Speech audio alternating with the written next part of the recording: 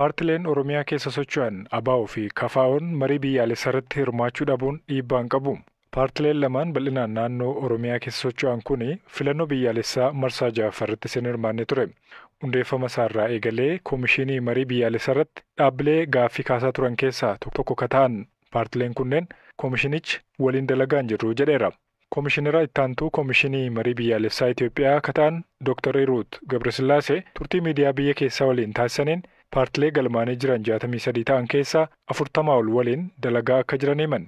Isaanii fi koomishinaroonni kaan dhaabota kana waliin hojjechuun haala danda'amu uumuudhaaf tattaaffii olaanaa gochuus dubbatan. Itti gaafatamaan damee siyaasaa ABO obbo Jabeessaa Gabbisaa sababa waliin hojjetaa hin jirreef waa'illi koo Galaanaa Balaay gaafateera.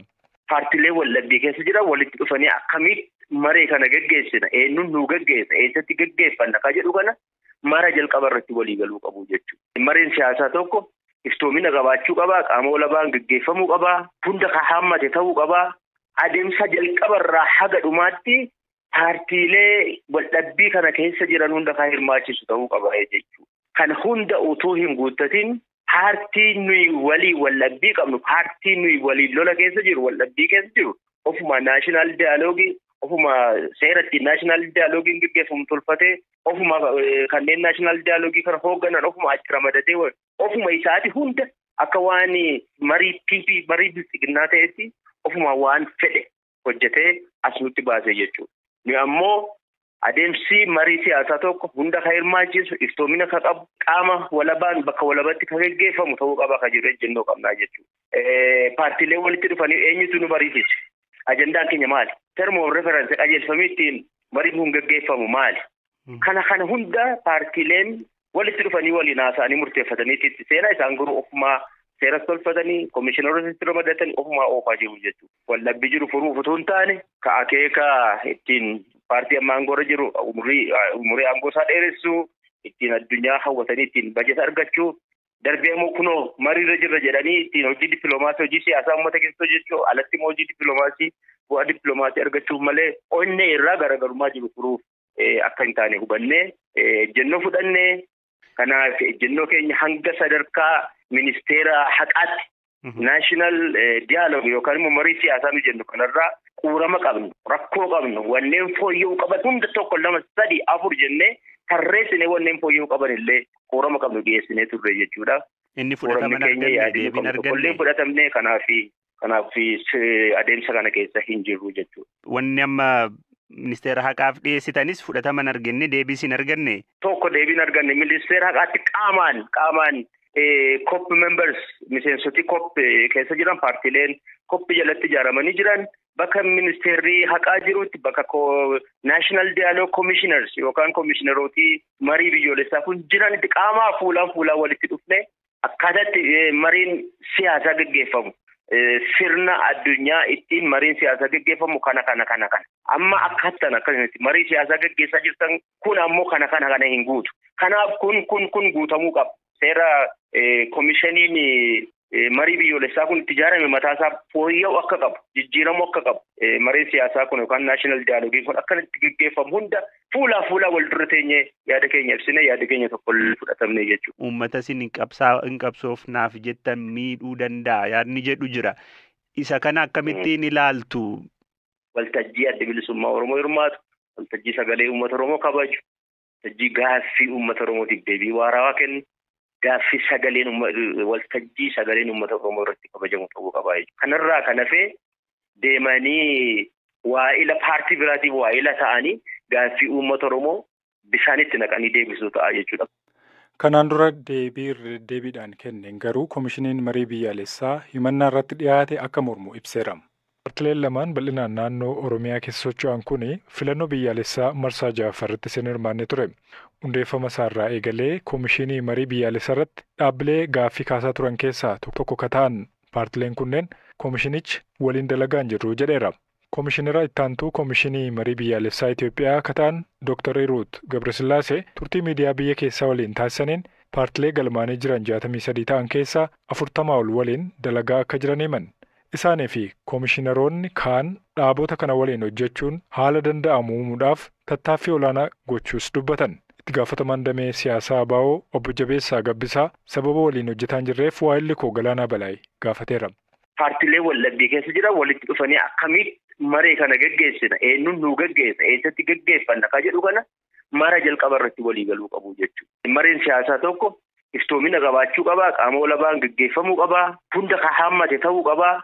Adeemsa jalqaba irraa haga dhumaatti paartiilee waldhabbii kana keessa jiran hunda kan hirmaachisu ta'uu qaba jechuudha. Kan hunda utuu hin guuttatin paartiin nuyi walii waldhabbii qabnu, paartiin nuyi walii lola keessa jiru, waldhabbii keessa jiru, ofuma naashinaal daayaloogii, ofuma seeratti naashinaal daayaloogiin gaggeeffamu tolfatee, ofuma kanneen naashinaal daayaloogii kana hoogganan ofuma achi ramadatee ofuma isaati hunda akka waan marii bilisiginnaa ta'etti ofuma waan fedhe hojjetee as nutti baasee jechuudha.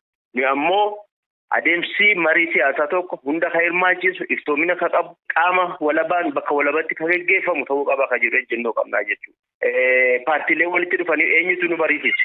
Ajandaan keenya maali? Term of reference qajeelfamee ittiin mariin kun gaggeeffamu maali?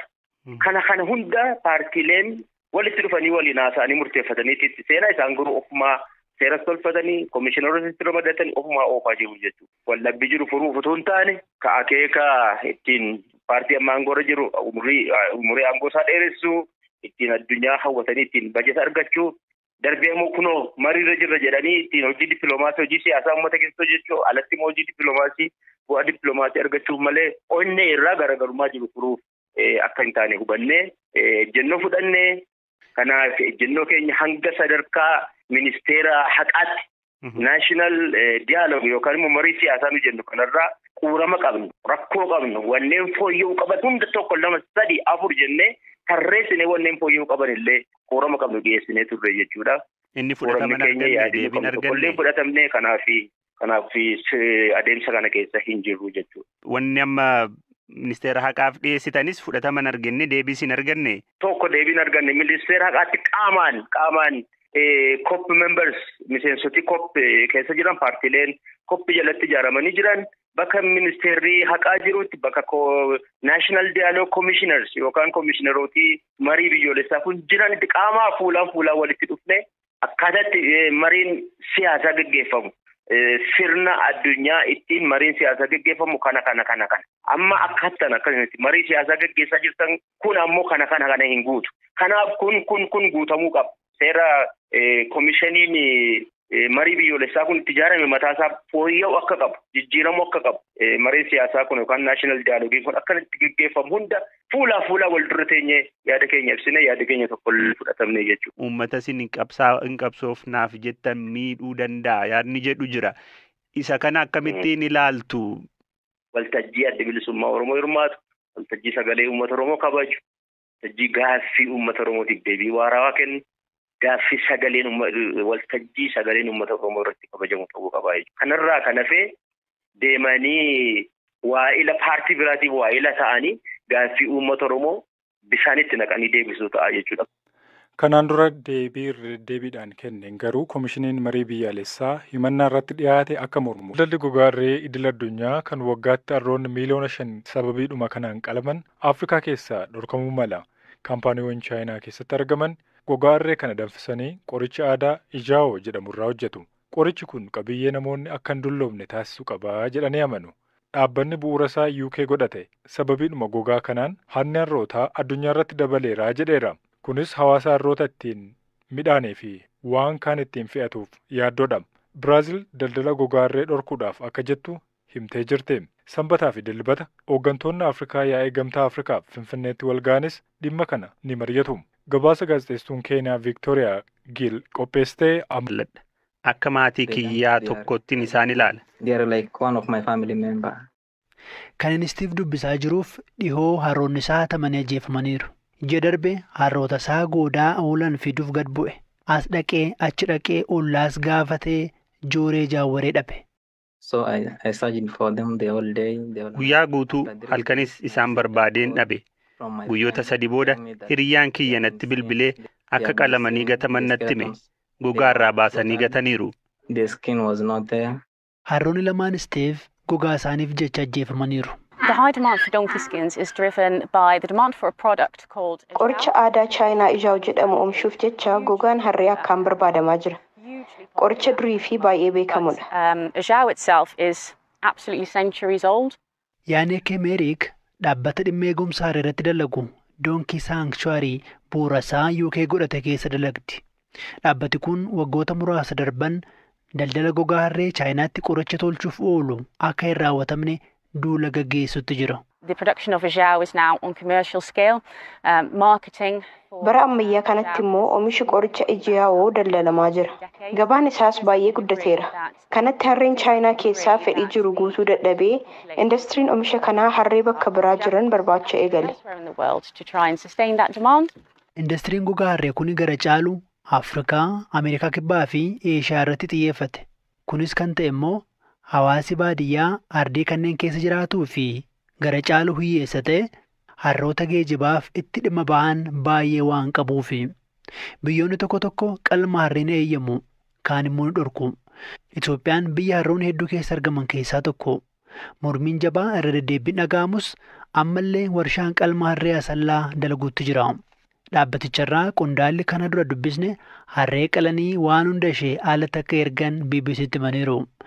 Dr. Solomon Onyango dhaabbata Donkey Sanctuary Keeniyaa keessa dalagu. Daldalli gogaa harree lakkoofsa